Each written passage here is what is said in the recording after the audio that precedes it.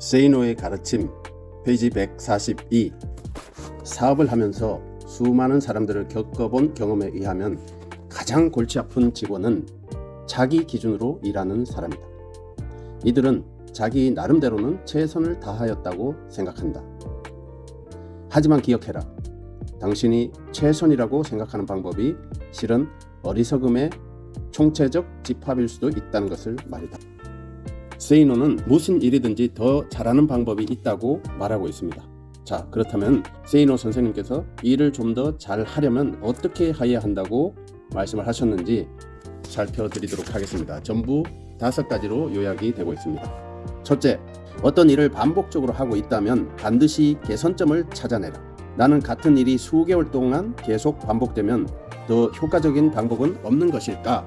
라고 생각하며 더 좋은 방법을 찾아 개선하려고 무지무지 애를 쓴다. 그리고 상당한 분야에서 변화를 시도한다. 집에서도 나는 5만 가지 물건들로 가득 찬 내 방을 정기적으로 정리하고 사물들을 새롭게 배치한다. 개선점을 찾는 것이다. 둘째, 행동하기 전에 그 일에 필요한 지식을 반드시 흡수해야 해요. 전혀 모르는 분야라면 밤을 새워서라도 인터넷을 샅샅이 뒤져 관련 지식을 공부하여라. 섣불리 전문가라는 사람들을 찾아 나서지는 말아라. 반드시 관련 법규들을 찾아 공부하는 것도 잊지 말아라. 법을 미리 확인하지 않아 낭패를 보는 사람들이 한둘이 아니다. 라면 하나도 제대로 끓이려면 설명서를 읽어야 한다는 것을 잊지 말아라. 셋째, 실수하지 말아라. 중국 음식점에 짜장면을 시켰는데 배달원이 단무지나 젓가락을 안 가져오는 경우를 누구나 한두 번쯤은 경험하였을 것이다. 기본적으로 실수는 자만에서 나온다. 실수하지 않으려면 어떤 일을 하는데 필요한 모든 세세한 것들을 적어놓은 체크리스트를 반드시 만들어 책상 위에 또는 눈앞에 붙여놓고 그 일을 할 때마다 확인하는 습관을 들여라.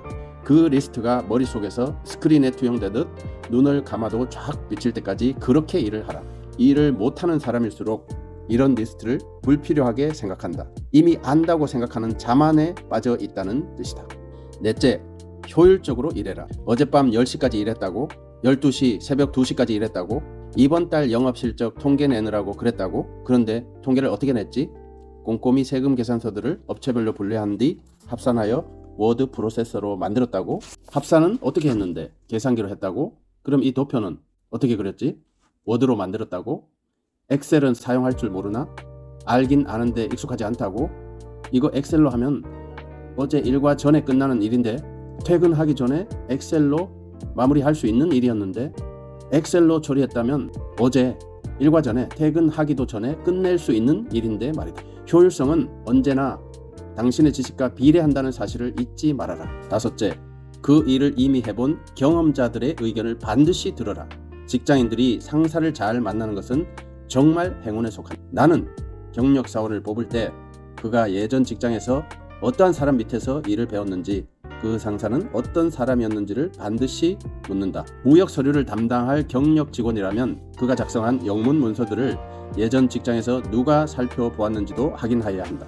혼자서 정권을 위임받았다면 그는 배운 것이 없으니 보나마나 일을 잘할 리가 없다. 만약 상사가 있었지만 별 볼 일 없었다면 그 역시 별 볼 일 없을 것이다. 그러므로 당신의 상사가 당신에게 일 좀 똑바로 하라고 할 때마다 고마움을 느껴라. 그가 큰 소리로 악각거린다고 할지라도 그것을 애정 표현으로 받아들일 수 있어야 한다. 훌륭한 사람과 어리석은 사람과의 차이는 불과 한 발자국의 차이다. 나폴레옹이 한 말이다. 하지만 일 잘하는 사람과 어리석게 일하는 사람의 차이는 한 발자국이 결코 아니다. 그것은 부자가 될 사람과 가난하게 될 사람의 차이가 되기도 하기 때문이다. 무슨 일이든지 일을 더 잘하는 방법은 있기 마련입니다. 각자의 일에서 더 좋은 방법을 찾아 개선하려고 무진장 애쓰는 사람만이 그 분야에서 성공할 수 있고 또한 큰 부자가 될 수 있을 것입니다. 감사합니다. 좋은 하루 되세요.